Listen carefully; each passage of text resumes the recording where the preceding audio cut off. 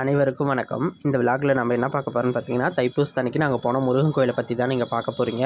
இந்த கோயில் எங்கே இருக்குதுன்னு பார்த்தீங்கன்னா, சேலம் டு சேந்தமங்கலம் போகிற வழியில் பட்டயத்தான்குட்டை அப்படிங்கிற ஊரில் தான் இந்த முருகன் கோயில் அமைஞ்சிருக்கு. இந்த முருகன் கோயில் ரொம்ப ஒரு பழமையான கோயில் தான்.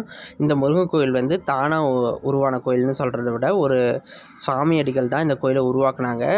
அவர் மூலிமா தான் இந்த கோயில் எங்களுக்கு பழக்கம். நாங்கள் எல்லா தைப்பூசத்துக்கும் ஒன்று தைப்பூசத்தன்னைக்கு இல்லை அதுக்கு முத நாள் அடுத்த நாள் கண்டிப்பாக இந்த கோயிலுக்கு நாங்கள் போயிடுவோம். அந்த சாமிகள் இறந்ததுனால இந்த கோயிலுக்கு இப்போ அதிகமான கூட்டங்கள் வரதில்லை. அவர் இருக்கும்போது ஆனால் நிறைய கூட்டம் வந்துட்டு இருந்துச்சு. இப்போ அவர் இல்லாதனால அந்த கோயிலுக்கு அந்த அளவுக்கு கூட்டம் வரதில்லை. இருந்தாலும் அவர் இருக்கும்போது இருந்த அந்த பக்தர்கள் இன்னமும் அந்த கோயிலுக்கு வந்துட்டு அவங்களால முடிஞ்ச உதவிகளை பண்ணிட்டு தான் இருக்காங்க. அதில் நாங்களும் ஒருத்தங்க.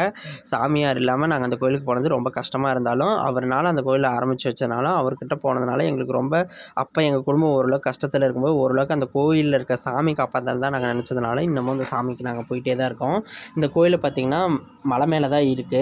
மலையிலேருந்து பார்த்திங்கன்னா சுற்றி இடங்கள்லாம் இருக்கும். அந்த சாமியார் வந்து அப்பயே இந்த கோயிலுக்காக தன் நிலத்தை வாங்கி இந்த மாதிரி அமைச்சு அந்த கோயிலை அமைச்சிருந்தார். இந்த கோயில் வந்து ரொம்ப இடம் வந்து அமைதியாகவும் இருக்கும். தண்ணி வசதி எல்லாமே இருக்கும். ரொம்ப அமைதியாக இருக்கிறதுங்கிறத விட நமக்கு வந்து ரஷ்ஷாக இல்லாமல் ரொம்ப ஒவ்வொருத்தராக பேட்ச் பை பேட்சாக போய் கும்பிட்ற மாதிரி ஃபேமிலியாக போய் மேலே கும்பிட்டுட்டு அதுக்கப்புறம் சுற்றி பார்த்துட்டு மறுபடியும் கீழே இறங்கி வரலாம். அன்றைக்கி வந்து தைப்பூசத்தன்னைக்குங்கிறனால நாங்கள் போகிறது மணி 3 ஆனதுனால அங்கே அந்தளவுக்கு கூட்டம் இல்லை. நாங்கள் போய் சாமி கும்பிட்டுட்டு வரும்போதெல்லாம் கீழே எல்லோரும் அன்னதானமே சாப்பிட்டு கிளம்புனதுனால ரொம்ப ரிலாக்ஸாகவும் ரொம்ப பொறுமையாகவே எங்களால் சாமி கும்பிட முடிஞ்சிச்சு.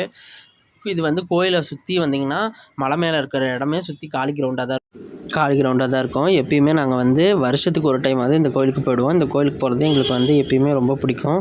இப்போ ஃபேமிலியில் இருக்க எல்லோரும் சேர்ந்து இந்த வருஷத்துக்கு ஒரு டைமாவது இந்த இடத்துக்கு போனால் எங்களுக்கு வந்து மன நிம்மதியாக இருக்கும். இந்த இடத்துக்கு போனால் எங்களுக்கு ரொம்ப ரிலாக்ஸேஷனாக இருக்கும். இல்லை இங்கே போனால் எங்களுக்கு மனசுக்கு சந்தோஷமாக இருக்கும். அப்படி நாங்கள் சொல்கிற வருஷத்துக்கு ஒரு இடம்ன்றது இந்த முருகன் கோயில் டெம்பிள் தான். எங்களுக்கு ரொம்ப பிடிக்கும். போனாலும் எங்களுக்கு வந்து அங்கே இருக்கவங்களும் நல்லா பழகுவாங்க. அதனால் எங்களுக்கு போனாலே அங்கே இதாக இருக்கும். எப்போ அங்கே போயிட்டு வந்தாலும் நாங்கள் அங்கே சாமி கும்பிட்ட வேடிக்கை அங்கே என்ன செஞ்சுருக்காங்களோ அதை சாப்பிட்டுட்டு தான் வருவோம். அங்கே எப்பயுமே அங்கே யார் போனாலுமே பண்டிகை நாட்களில் அங்கே சாமி கும்பிட்டதுக்கப்புறம் கண்டிப்பாக சாப்பிட வச்சு தான் இந்த கோயிலில் அனுப்புவாங்க. நீங்கள் இப்போ பார்க்குறது கோயிலோட பேக் சைடில் பார்த்தீங்கன்னா தெரியுதா எவ்வளோ பெரிய ஒரு குட்டை மாதிரி இருக்குது. இந்த இடத்துல இந்த மழை காலத்தில் இன்னும் நிறையவே தண்ணி இருக்கும். இந்த கோயிலுக்கு பேக் சைடில் நின்று ஃபோட்டோ எடுக்கிறது, வீடியோ பண்ணுறது இதெல்லாம் பண்ணுவோம். ரொம்ப அழகாகவும் ரொம்ப நீட்டாகவும் இருக்கும். பார்க்குறதுக்கே உங்களுக்கு தெரியும்னு நினைக்கிறேன். பாருங்கள் எவ்வளோ அழகாக நீட்டாகவே இருக்குது. பொறுமையாகவே இந்த இடம் ஃபுல்லாகவே தேர் வந்து வலம் வந்து தான் கோயிலுக்கு முன்னாடி நின்றுட்டுருக்கோம். இது கோயிலோட இன்சைடில் பார்த்துட்ருக்கோம். கோயிலோட இன்சைட் ரொம்ப பெருசுன்னெலாம் சொல்ல முடியாது, ரொம்ப சின்னது தான். இங்கே பார்த்தீங்கன்னா காவடி இன்றைக்கி எடுத்திருப்பாங்க. தைப்பூசனாவே காவடி தான். அந்த காவடி எடுத்துகிட்டு டான்ஸ்லாம் ஆடிட்டு அதுக்கப்புறமா கொண்டு வந்து காவடி இங்கே வச்சுருப்பாங்க. அதுதான் இந்த இடம். அங்கே பார்த்தீங்கன்னா அங்கே 3 சிலைகள் இருக்குது. இதுக்கப்புறம் தாண்டி கிராஸ் பண்ணி இந்த சைடு போனால் தான் சாமி இருக்குது. எப்பயுமே முழுமுதற் கடவுளான பிள்ளையார் தான் இருக்கார். அவருக்கு முன்னாடியே பாருங்கள் காவடி ஒன்று இருக்குது. அதுக்கப்புறம் இதுதான் சாமியோட கருவூலம். இதுக்குள்ளே தான் சாமி இருக்குது, கருவறை. அங்கே பார்த்தீங்கன்னா சாமி அந்தளவுக்கு எனக்கு எல்லாம் ஆளுங்கள்லாம் குறுக்கிட்டுட்டு மறைச்சிட்டாங்க. உங்களுக்கு ஓரளவுக்கு முடிஞ்சளவுக்கு கேப்சர் பண்ணியிருக்கோம். உங்களுக்கு சாமி தெரியும்னு நினைக்கிறேன். அதுக்கப்புறம் பக்கத்துலேயே பார்த்தீங்கன்னா இந்த ஐயப்பன் கோயில்.